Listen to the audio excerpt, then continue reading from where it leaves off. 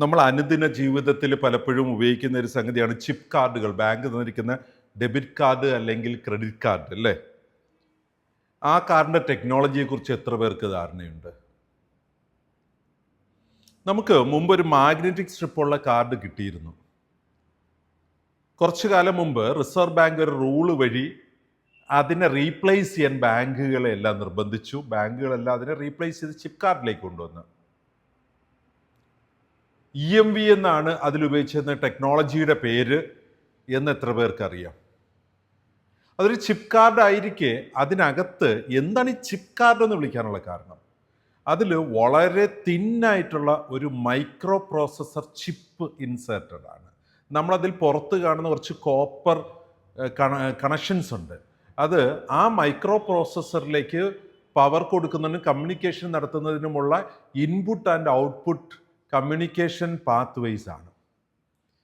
ആ ചിപ്പിനകത്ത് ഇൻക്ലൂഡ് ചെയ്തിട്ടുള്ള റാമുണ്ട്, റോമുണ്ട്, EEPROM-ഉണ്ട്. അതിനകത്തൊരു ഓപ്പറേറ്റിംഗ് സിസ്റ്റം ഉണ്ട്, പ്രോഗ്രാമുണ്ട്. ആ ഓപ്പറേറ്റിംഗ് സിസ്റ്റത്തിൽ എക്സിക്യൂട്ട് ചെയ്യുന്ന ഒരു എംബഡഡ് കമ്പ്യൂട്ടറാണത്, എംബഡഡ് ചിപ്പാണത്, എംബഡ് ഡിവൈസാണ് നമ്മുടെ ഡെബിറ്റ് കാർഡും ക്രെഡിറ്റ് കാർഡും ഒക്കെ.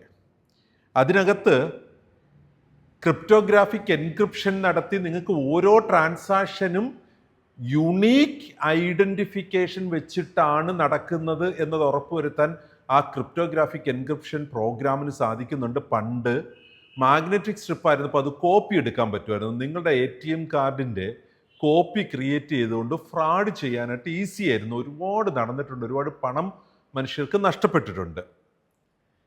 അത് സ്വൈപ്പ് ചെയ്യുന്നിടത്ത് ഒരു ആഡ് ഓൺ മാഗ്നറ്റിക് റീഡറും കൂടെ വെച്ചിട്ട് റീഡ് ചെയ്തെടുക്കും നമ്മുടെ magnetic സ്ട്രിപ്പിൻ്റെ data. 0s and 1s ആണ് അതിൽ സ്റ്റോർ ചെയ്തിരിക്കുന്നത്. എന്നിട്ട് അതിൻ്റെ ഡ്യൂപ്ലിക്കേറ്റ് ഇറക്കിയിട്ട് നമ്മുടെ പണം തട്ടിയെടുക്കുന്ന പരിപാടി ഉണ്ടായിരുന്നു. അതിന് യൂറോപ്പേയും മാസ്റ്റർ കാർഡും വിസയും ചേർന്നിട്ട് EMV ഒരു പുതിയ ടെക്നോളജി കണ്ടുപിടിച്ചു. അവരുടെ ഓർഗനൈസേഷൻസിൻ്റെ കാർഡ് ഉപയോഗിക്കുന്നവരുടെ പണം നഷ്ടപ്പെടാതിരിക്കാൻ ഹൈലി സെക്യൂർഡ് ആയിട്ട് ഇന്ന് കാർഡ് വഴിയുള്ള ഫ്രോഡുകളില്ല. അത് ഈ ഒരു ചിപ്പ് സംവിധാനം ലോകം മുഴുവനും മാസ്റ്റർ കാർഡിലും വിസ കാർഡിലും ഇന്ന് അവൈലബിൾ ആയതുകൊണ്ടാണ്. യൂറോപ്പെ ആൾറെഡി നമുക്കറിയാം മാസ്റ്റർ കാർഡിലേക്ക് ലയിച്ചിട്ടുണ്ട്. സോ അങ്ങനെ ആ ഓർഗനൈസേഷനുകൾ പീരിയോഡിക്കലി കൂടുതൽ ബെറ്റർ ആയിട്ടുള്ള സർവീസസ് കൊടുക്കാനായിട്ട് ഹൈ റിസ്ക് ട്രാൻസാക്ഷൻസിനെ മാനേജ് ചെയ്യാനായിട്ട് ടെക്നോളജി ഡെവലപ്പ് ചെയ്തെടുത്തു. കാരണം ഫണ്ടിങ്ങിലുണ്ടാകുന്ന ഫ്രോഡുകൾ ഹൈ റിസ്ക് ആണ്. അതുപോലെ തന്നെ നമ്മുടെ ഹോസ്പിറ്റലിൽ COP16 എന്ന് പറഞ്ഞ സ്റ്റാൻഡേർഡ് പറയുന്നത് നമ്മുടെ ഓർഗനൈസേഷനിൽ ഹൈ റിസ്ക് രോഗ പ്രതിസന്ധിയുള്ള, ഹൈ റിസ്ക് പ്രോബ്ലംസ് ഉള്ള, മോർട്ടാലിറ്റി റേറ്റ് ഹൈ റിസ്കിലെത്തി മോർട്ടാലിറ്റിയിലേക്ക് എത്തുന്ന കാര്യങ്ങൾ ഐഡൻറ്റിഫൈ ചെയ്യുന്നതിന്, അത്തരത്തിലുള്ള പേഷ്യൻറ്റിനെ തിരിച്ചറിയുന്നതിന് നമ്മുടെ ഓർഗനൈസേഷന് സാധിക്കണം. വൾണറബിൾ പേഷ്യൻസിനെ കണ്ടെത്തുന്നതിനുള്ള സംവിധാനം നമ്മുടെ ഓർഗനൈസേഷൻ നടപ്പിലാക്കണം. റിസ്ക് ഓഫ് ഫാൾ ഐഡൻറ്റിഫൈ ചെയ്യാനും അതിനെ പ്രിവെൻറ്റ് ചെയ്യാനുമുള്ള സംവിധാനങ്ങൾ ഡോക്യുമെൻറ്റഡ് ആയി നമുക്കുണ്ടാവണം. ഓർഗനൈസേഷൻ നമ്മുടെ പേഷ്യൻസിൻ്റെ